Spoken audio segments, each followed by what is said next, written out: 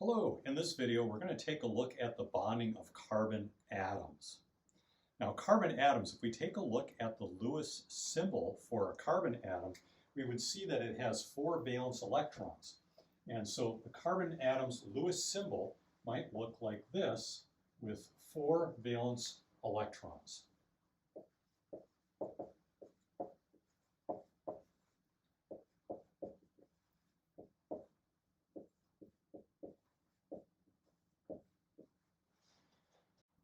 Because of this Lewis symbol for carbon, with the 4 single electrons around it like this, it allows carbon to form bonds in many, many different ways, which accounts for why there's so much variability in organic compounds.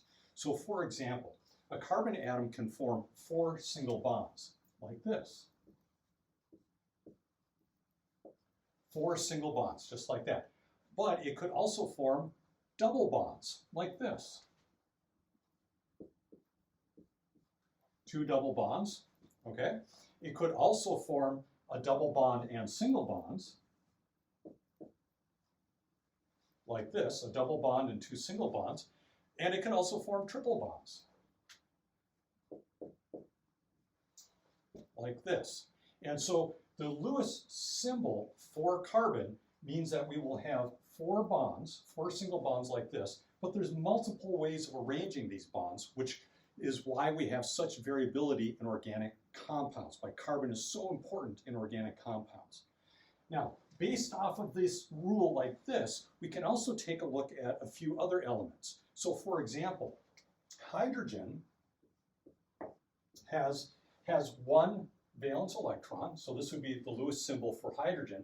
And if we were to take a look at the bonding of hydrogen, hydrogen always forms a single bond like this.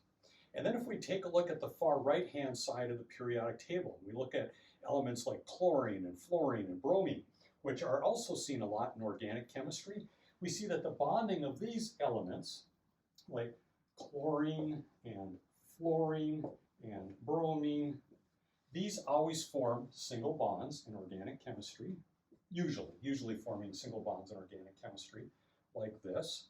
And then oxygen atoms, which are also very common in organic chemistry.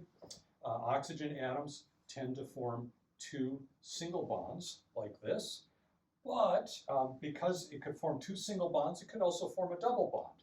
And so oxygen atom might form 2 single bonds like this with a couple of lone pairs, or it could form a double bond like this, where we have a double bond and a couple of lone pairs like that. Okay, this is kind of like Tinker Toys or like Legos of how different common elements in organic chemistry form bonds.